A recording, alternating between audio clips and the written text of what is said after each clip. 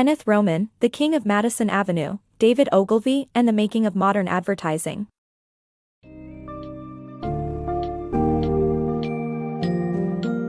Embark on an exhilarating journey through the life and legacy of David Ogilvy, the trailblazing adman who revolutionized the world of modern advertising. In The King of Madison Avenue, David Ogilvy and the Making of Modern Advertising, author Kenneth Roman takes us through Ogilvy's humble beginnings, his meteoric rise, and his enduring mark on the advertising industry.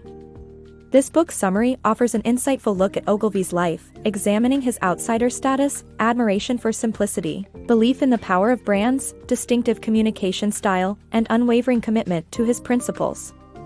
Discover the man behind the birth of the big idea and learn how Ogilvy became a celebrated figure in the world of advertising.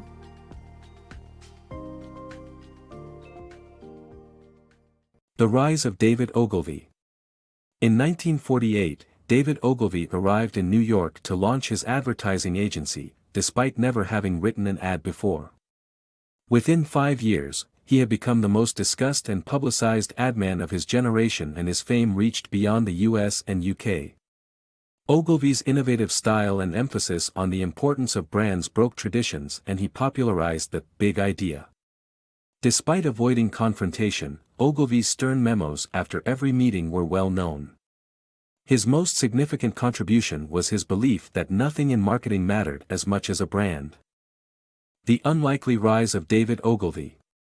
David Ogilvy, an immigrant Englishman from a Scottish paternal line and Irish maternal family, became a brand unto himself and a game-changer in Madison Avenue advertising. His early life was characterized by being an outsider, scholarship struggles, and poor performance in school.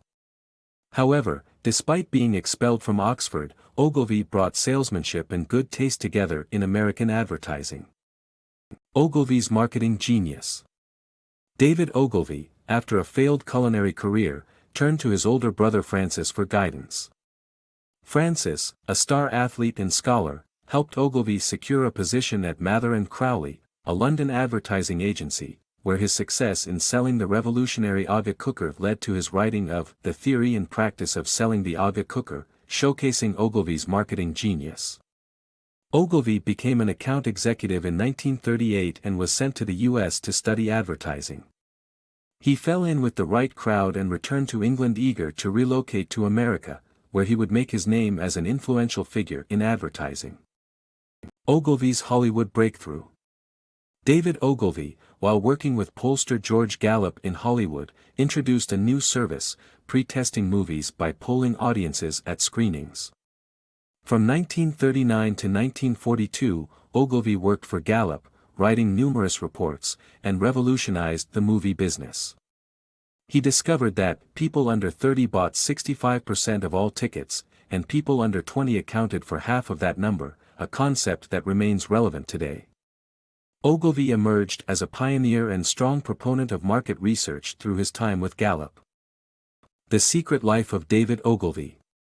David Ogilvy's life as a spy and intelligence analyst during World War II, helping British and American agencies gather vital economic information. In this book, readers discover a little-known aspect of the acclaimed advertising guru David Ogilvy's life. In 1942, Ogilvy joined British military intelligence under the leadership of the flamboyant Sir William Stevenson, who was the model for James Bond. Due to his asthma and delicate health, Ogilvy could not participate in combat, so his employer assigned him to study economic information about Latin America and to generate American popular support for England. Ogilvy's expertise as an intelligence analyst contributed to the establishment of the Office of Strategic Services, OSS, the first U.S. spying agency. Despite his impressive achievements, Ogilvy never boasted or wrote about his time as a spy. The life and career of David Ogilvy. David Ogilvy, a World War II veteran, initially settled in the Amish country of Pennsylvania but ultimately moved back to New York due to his love for advertising. He became known for his 39 rules and theory that the basic selling proposition is the backbone of every advertisement. In 1948, he co-founded the agency Hewitt, Ogilvy, Benson and Mather Incorporated and put $6,000 into the startup, the smallest amount invested. Ogilvy's advertising campaigns for Guinness Beer, Sunoco Oil, and Chase National Bank were highly successful. He also gained a loyal client in Helena Rubinstein, who remained with the agency for 16 years until she retired at 90 years old. Ogilvy believed in respecting the intelligence of the consumer and not insulting them. The power of a single idea. Ogilvy's advertising campaign for Hathaway's shirts made the previously unknown brand an instant national sensation. He created the iconic image of a middle-aged man with a mustache and an eye patch, and used it as the centerpiece for a series of ads that told stories of mystery and adventure. Ogilvy's innovative approach to advertising not only made Hathaway famous but also elevated him to a household name in the industry. Ogilvy's advertising formula. Ogilvy's formula for advertising graphics involved large photographs, short captions, and 3 columns of dark type on a light background. His approach emphasized persuasion over creativity, and he only accepted clients he liked. Ogilvy believed in the importance of the brand and saw every ad as part of a long-term investment in its personality. He valued content over technique and believed that what was shown on television was more critical than what was said. His philosophy was to avoid compromise and go the whole hog. David Ogilvy's advertising formula revolutionized the industry with its simple yet effective approach. He advocated using large photos, short captions, and 3 columns of dark text on a light background, which soon became a standard for the advertising world. Gravitating towards persuasiveness over creativity, he refused clients because he didn't like them. His focus was solely on building successful brand identities. His most famous quote, "Content is more important than technique," exemplifies his other maxims, which included the belief that what is broadcast on TV is more impactful than what is said. Ogilvy saw advertising as an essential investment in the personality of a brand, and his philosophy was not to compromise but to go all out.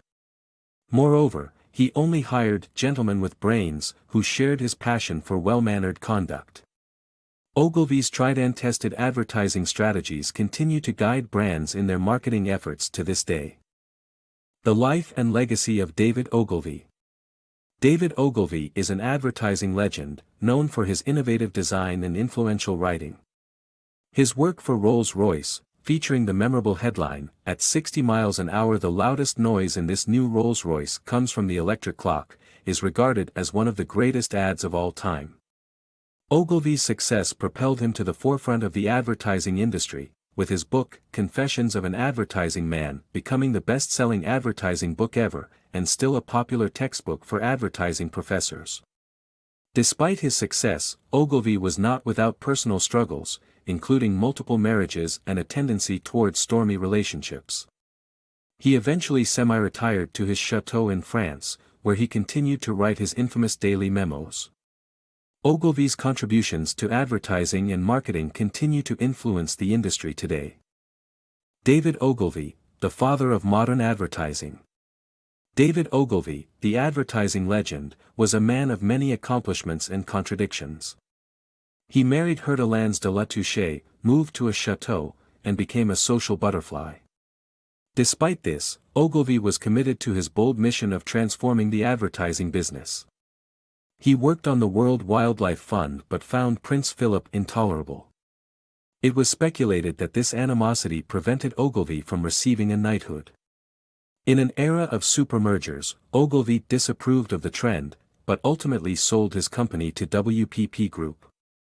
Despite the financial gain, he did not profit as much as he'd hoped.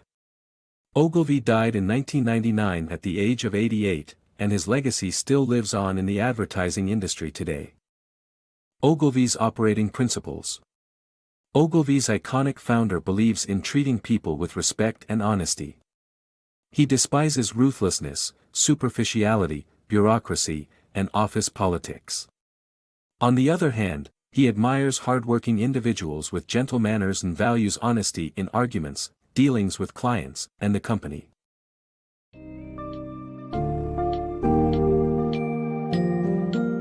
After exploring the life of David Ogilvy and uncovering his extraordinary accomplishments in the advertising world, it's clear that his legendary status was hard-earned. As an outsider who broke traditional barriers, he established brands as key components of successful marketing campaigns, built a highly respected advertising agency, and left an indelible mark on the industry. His methodology and principles, which focused on simplicity, clarity, and appealing to the consumer's intelligence, continue to resonate within advertising today. In conclusion, The King of Madison Avenue reveals the fascinating tale of a man who redefined the realm of advertising while carving himself a legacy that still stands decades after his passing.